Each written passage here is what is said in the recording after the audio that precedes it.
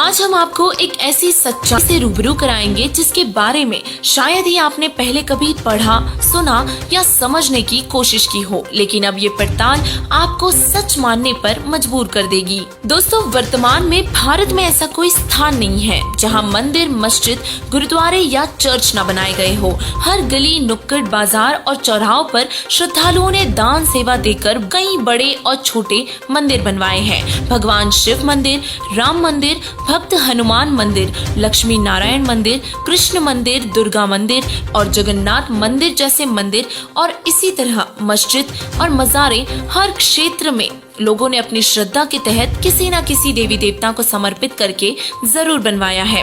मंदिरों में भगवान शिव, पार्वती जी, विष्णु, लक्ष्मी जी, ब्रह्मा, सावित्री जी, गणेश जी, हनुमान जी, कृष्ण जी, दुर्गा देवी इत्यादियों की मूर्तियां रखी होती है और कहा जाता है कि मंदिर में जाकर या मस्जिद में जाकर भगवान से प्रार्थना करने से भगवान सबकी प्रार्थना सुनते हैं। कोई भगवान शिव को अपना इष्ट देव मानता है तो कोई भगवान विष्णु जी व उनके अवतारों को भी भगवान मानता है और अधिकतर हिंदू श्रद्धालुओं ने अपने घरों में भी मंदिर बनवा रखे हैं जहां वे नित्य ज्योति लगाते हैं व गीता जी के श्लोकों का नित्य पाठ, भजन, कीर्तन और आरती करते हैं।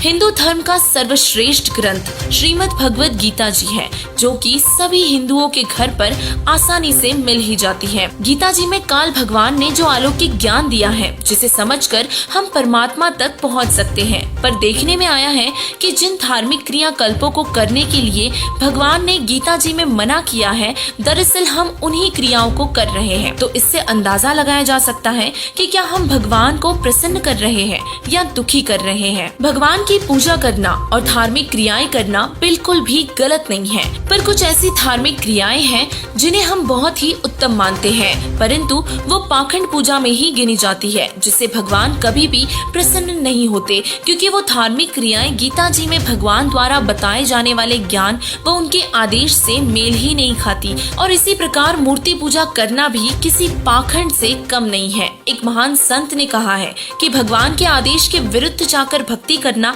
और आत्महत्या करने में कोई अंतर नहीं है। आत्महत्या करके व्यक्ति अपना मनुष्य जीवन स्वयं नष्ट करता है और गलत और मनमानी पूजा करना भी फांसी पर लटक कर जीवन नष्ट करने जैसा ही मानिए। देवी देवताओं की मूर्तियों को प्रतिदिन स्नान करवाना, आरती उतारना, मूर्तियों से प्रार्थना करना, शिवलिंग की पूजा करना, शंखनाद करना, ये सभी क्रियाएं पाखंड पूजाओं का ही हिस्सा है। अब हम आपको सच से परिचित करवाकर आपके अनमोल मनुष्य जीवन को बेकार जाने से बचाना चाहते हैं। तो आइए अब आपको गीता जी के उन श्लोकों से परिचित करवाते हैं जिसमें मूर्ति पूजा का खंडन किया गया है। श्रीमद् भगवद गीता अध्याय 16 के श्लोक 23 और 24 में गीता जी का उपदेश देने वाला भगवान अर्थात गीता ज्ञानदाता अर्जुन को बता रहा है कि जो साधक शास्त्रों में वर्णित भक्ति की क्रियाओं के अतिरिक्त साधनाएं व क्रियाएं करते हैं, उनको न तो सुख की प्राप्ति होती है और न सिद्धि यानी कि आध्यात्मिक लाभ,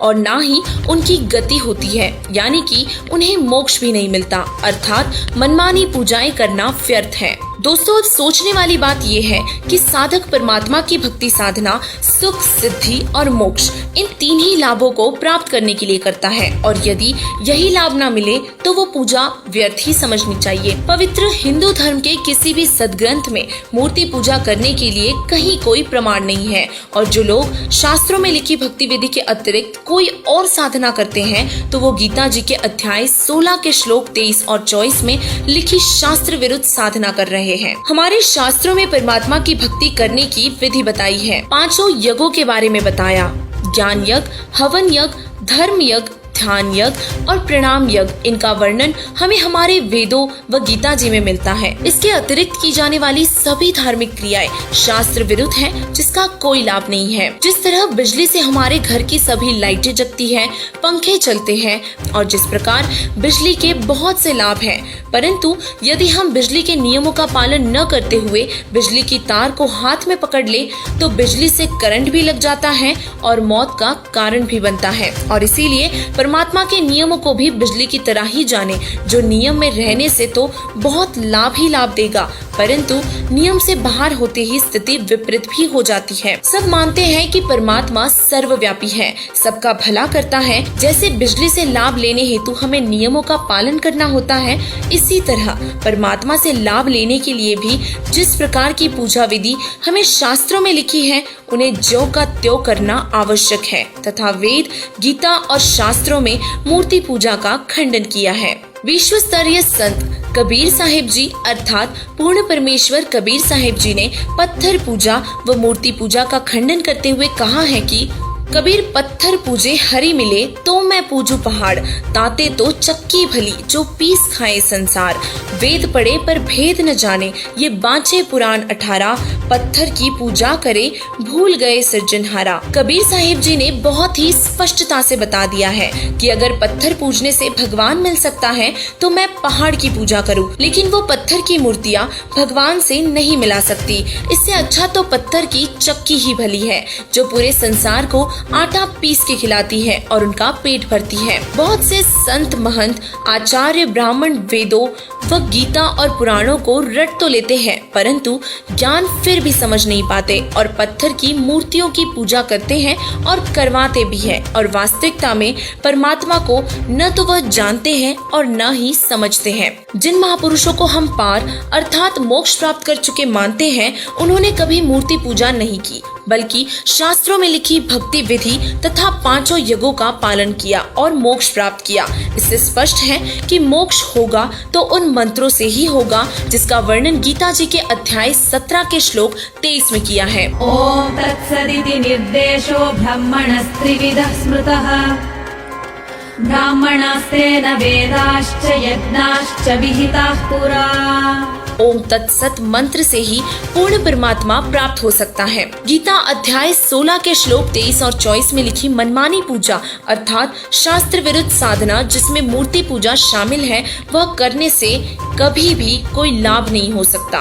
दोस्तों, ये सब पवित्र शास्त्रों का अनमोल ज्ञान एक ऐसे संत ने बताया है जिसने वेदों, गीता, पुराणों व उपनिषदों को अच्छी तरह से छान लिया है और जनता के सामने रूबरू भी कर दिया है। वो महान संत कोई और नहीं बल्कि जगत गुरु तत्वदर्शी संत रामपाल जी महाराज जी हैं, जिन्होंने न केवल हिंदू धर्म के शास्त्रों को जाना पढ़ा बल्कि बाकी सभी धर्मों के पवित्र सदग्रंथों को भी अच्छे से समझा है और हमारे सामने पेश किया है। तो आप सभी से प्रार्थना है कि शास्त्र विरुद्ध साधना करके अपना मनुष्य जीवन व्यर्थ न करे और जितना जल्दी हो सके मूर्ति पूजा त्याग कर सदगुरु संत रामपाल जी महाराज जी का तत्व ज्ञान सुने, समझे व नाम दीक्षा ग्रहण करके शास्त्रों में वर्णित मंत्रों का जाप कर मोक्ष करवाए।